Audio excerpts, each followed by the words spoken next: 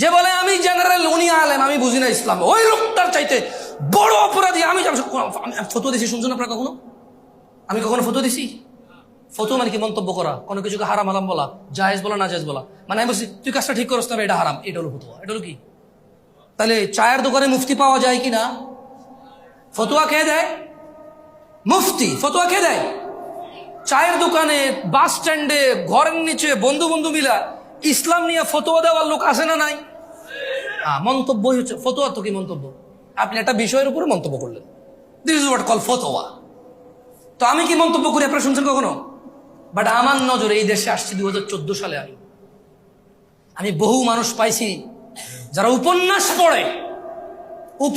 পড়ে বৈশা বৈশা, কোরআন সুন্নাহ পড়ে না।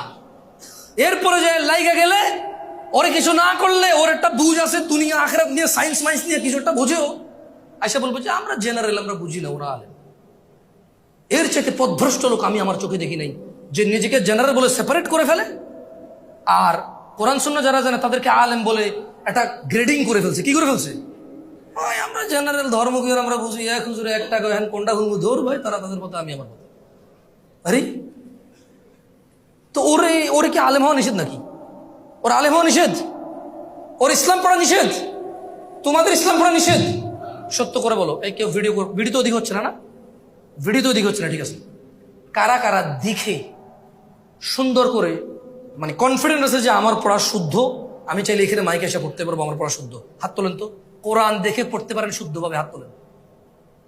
হ্যাঁ হ্যাঁ, মাশাআল্লাহ, নামান ছাচ্ছি, হয়েছে বাপরে। তো বাকিদেরকে নিষেধ? জীবনে কোথাও শুনছেন কোম্পানির মালিক আর পিয়নের বেতন এক হয়? মানে মালিক যা পাইছে পিয়ন তাই পাইছে, এরকম হয়? কখনো শুনছেন? কখনো শুনছেন ডিএজির বেতন আর হাবেলদারের বেতন এক হয়? কখনো শুনছেন কোম্পানির ঊর্ধ্বতন ম্যানেজার আর হলো যে এই যে চা নিয়ে আসে বা ক্লিনার, তার বেতন এক হয়? যদি এক হয়, কেউ কি ওই কোম্পানির ক্লিনার হওয়াটাকে সৌভাগ্যবান মনে করবে না? করবে কিনা? ধরেন আপনি মাস্টার ডিগ্রি পাস, এক জায়গায় বলছে ভাই ম্যানেজার হও, বেতন 40,000। আরে বলতেছে যে আমার কোম্পানিতে চলে আয় ভাই, আমি কোম্পানির সিইও, মাসে 5 লাখ টাকা বেতন নেই, তুই চাটা এনে দিবি, তোরও 5 লাখ দিব ভাই, আমরা মানে এক জায়গায় থেকে 2 রকম বেতন নিব না ভাই। তো এই মাস্টার ডিগ্রি পাস লোক কি 40,000 বেতনে যায় ম্যানেজার হবে, নাকি 5 লাখ টাকা বেতনে যায় পিয়ন হবে? কি হবে? তো খায়রুকুম মান তাআল্লামাল কুরআন ওয়া আল্লামা।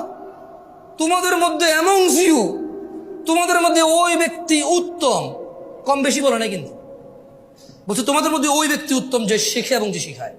আরে ওয়াল্লাহি হাদিসে কোনো পার্থক্য করে নাই।